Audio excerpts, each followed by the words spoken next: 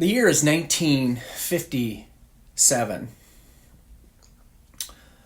And little Billy is over at his friend's house in the dead of winter,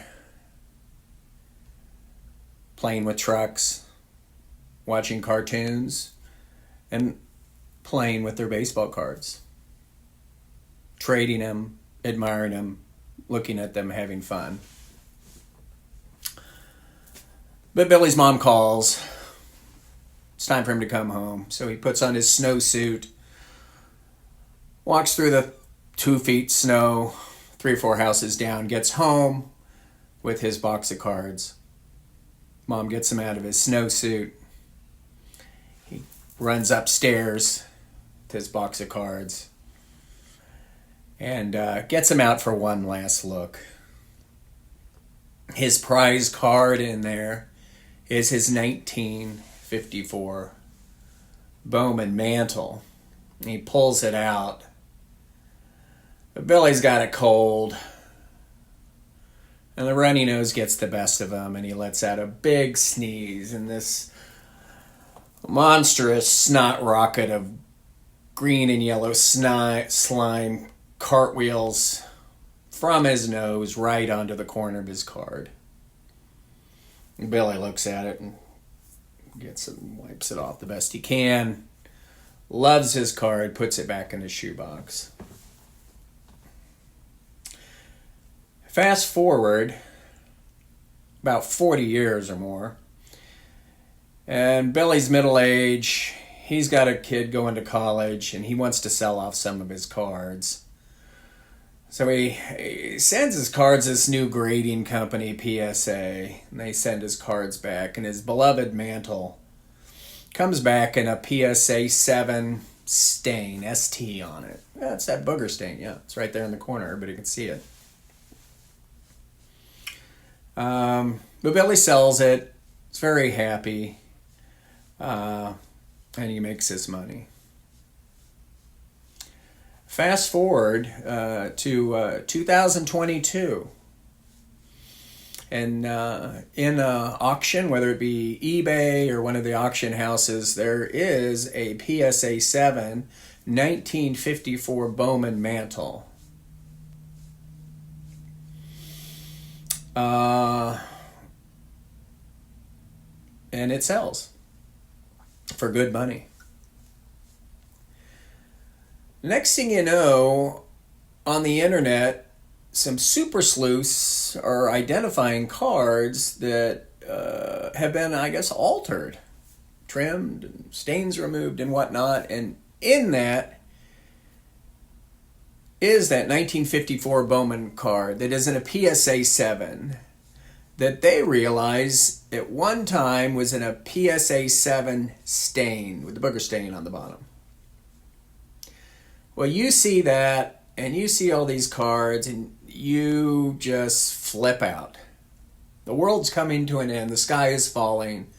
That people are altering these cards, and PSA can't detect it. They can't detect that a booger was on that card.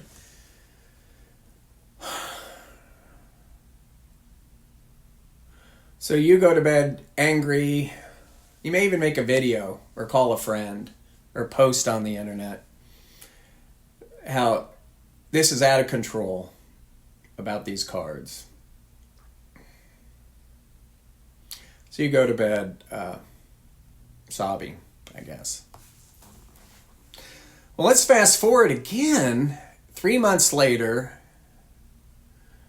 you've kind of forgotten about that and cooled down a little bit, and you're putting together your own submission. And you've been doing a lot of buying of raw cards all year long. And you want to send some cards off to whoever your favorite third-party grader is. There's nothing like having your cards out before you, putting them in sleeves.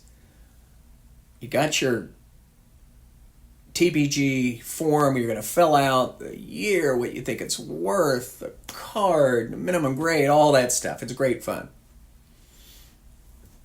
You're watching some YouTube videos while you do it to keep you occupied, having a little snack, having some Oreos in milk, dipping the Oreos. It's delicious. Doesn't get much better than that. Although I like dipping Oreos in coffee. So while you're having your cookies and milk, you're watching your videos, you're watching some funny videos, some good stuff. Let's just say you're watching Sports Card Dad and he's cracking you up and he said something so outrageous that you laugh so hard that this mixture of Oreo and milk flies out your nose like a meteor shower at the speed of sound, and you look down and there's Oreo and milk on the corner of your 54 Bowman mantle. Jesus Christ, you fly out of your chair. You run to the kitchen, you get water, you get paper towels, you get Bonami. I don't know what you get, but you get that card cleaned and you get it cleaned fast. Isn't there some sort of 10-second rule on card stains where if you get it off at your house within 10 seconds, doesn't count? 40 years is too long for a stain to be on there, but if it's only on there not in 10 seconds, it should be okay, right? So you look at that and I got it all cleaned.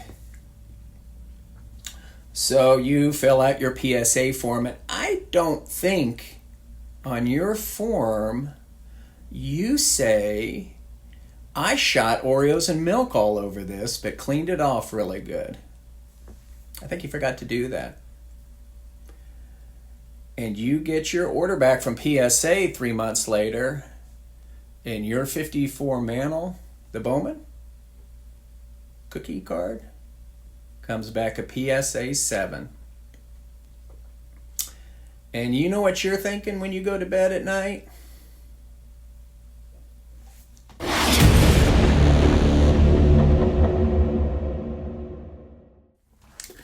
So I challenge John Mangini to a debate, conversation, argument about card restoration, card alterations. What's acceptable? What's not?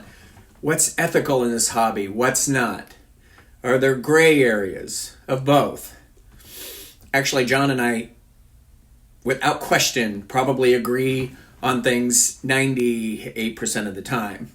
And we probably will on this too. However, I have no problem playing the devil's advocate. I enjoy it, and I think it's important for this conversation to get it all out there. So I challenge John Mangini to a conversation. A live conversation, and I would like Greg with Midlife Sports Cards to be the moderator and participate some. John and I are salty. We are boomers. We have been in this a long time, and I think Greg would be a fantastic moderator to add some knowledge. He's certainly articulate, unlike John and I, and I've already spoke to him and he would be agreeable. I have not talked to John Mangini. He will text me. He will be all in, and we will arrange this sometime in the future. It's not going to be in the next few days or week. We probably want to prepare a little bit. We both have schedules. Greg has a schedule, etc. So hopefully sometime in the next month, we'll have a lively conversation on sports card, especially vintage sports card, alterations, restorations. I think we do have some differing opinions on this. And I'm going to say this, not trying to be inflammatory, but throw it out there. In 2024, Blue Jacket 66 will be actively looking for and targeting altered, graded, labeled, altered cards of rare and valuable Hall of Famers to add to my collection. These are cards that ordinarily I would not be able to afford. Look at my 1915 Joe Jackson Cracker Jack. Look at my 1933 DeLong Gehrig. I've made a decision. Those cards are beautiful. And so I will be targeting and looking for similar cards, Hall of Famers, very expensive cards that are labeled and in altered condition. That's going to be one of my takes. Let's do it. Looking forward to it.